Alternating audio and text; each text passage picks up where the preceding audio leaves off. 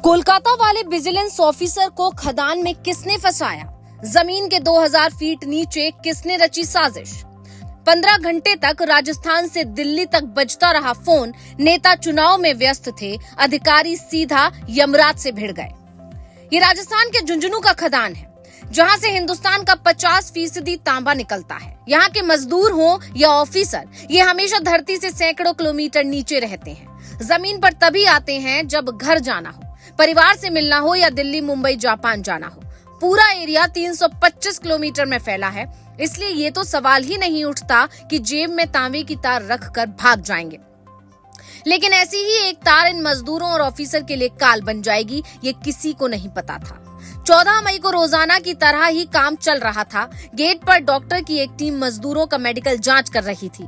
रोजाना जांच के बाद ही मजदूरों को सैकड़ों फीट नीचे बने खदान में जाने दिया जाता था, क्योंकि जमीन के काफी ऊपर या नीचे जाने पर ऑक्सीजन से लेकर तमाम तरह की दिक्कतें होती थी। इसी दौरान विजिलेंस के कुछ अधिकारी पहुंचते हैं।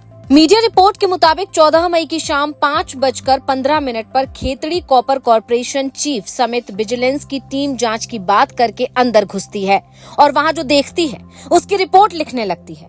पर रिपोर्ट लेकर बाहर निकल पाती उससे पहले ही रात करीब 8:10 पर माइंस से निकलते समय बड़ा हादसा हो गया। तुरंत डॉक्टर की टीम को अलर्ट पर रखा जाता है। टेक्निकल टीम दिमाग लगाना शुरू करती है और करीब 2 घंटे बाद रात 10:19 पर लिफ्ट का गेट खोला जाता है। इतनी देर तक लिफ्ट के अंदर फंसे अधिकारियों का क्या हाल हुआ होगा, आप ये खुद सोच सकते हैं। रात करीब 3 बजे जब एसडीआरएफ की टीम पहुंची तो एक एक कर लोग खदान से निकाले गए। ये हादसा ऐसा था कि इसने राजस्थान से दिल्ली तक सबको हिलाकर रख दिया। जिस लिफ्ट में ये अधिकारी सवार थे, उस लिफ्ट के तार टूट गए और लिफ्ट जमीन से करीब 1900 फीट नीचे जाकर गिरी। किसी के सिर में चोट आई तो कोई बचाओ बचाओ चिल्ला रहा था। खदान के बाहर एम्बुलेंस की लाइन लगी थी, पर सवाल था कि इन्हें लाया कैसे जाए। खदान के अंदर गाड़ियां नहीं चलती, बल्कि खदान खोदकर बाहर निकाले जा रहे तांबे को ट्रॉली में भरकर एक जगह से दूसरी जगह तक ले जाया जाता है। किसी तरह लोगों को बाहर निकाला गया, लेकिन अफसोस की बात यह है कि विजिलेंस के मुख्य अधिकारी उपेंद्र पांडे को नहीं बचाया जा सका। जिसके बाद से कई लोग ये पूछ रहे हैं कि क्या इस देश में जान इतनी सस्ती है? हादसे की वजह लिफ्ट का पुराना होना बताया जा रहा है। रोजाना एक शिफ्ट में यहाँ करीब 50-60 मजदूर काम करते हैं। सोचिए, अगर ये उनके साथ होता तो मामला कितना बड़ा हो सकता था। अक्सर देश के अलग अलग हिस्से की सोसाइटी की लिफ्ट टूटने की खबरें भी सामने आ रही हैं। ग्रेटर नोएडा से लेकर नोएडा तक में ऐसे मामले कई बार सामने आ चुके हैं। तो सवाल ये उठता है कि क्या मोदी सरकार का श्रम विभाग और तमाम मंत्रालय इसे लेकर कोई बड़ा एक्शन लेने वाली है?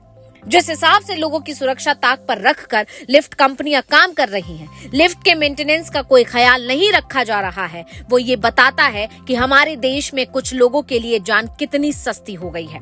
अगर सरकार ऐसे लिफ्ट कंपनियों और उसका मेंटेनेंस ना करने वालों पर एक्शन नहीं लेती है तो ये किसी के भी साथ हो सकता है, चाहे वो सोसाइटी में रहने वाले लोग हों या मॉल जाकर सामान खरीदने वाले लोग। क्या लिफ्ट बनाते वक्त सारे सुरक्षा मानकों का ध्यान नहीं रखा जा रहा? इसकी भी जांच होनी चाहिए। आप इस पूरी तस्वीर पर क्या कहना चाहेंगे, कमेंट कर जरूर बताएं, क्योंकि सवाल लोगों की सुरक्षा का है। Bureau report, global Bharat TV.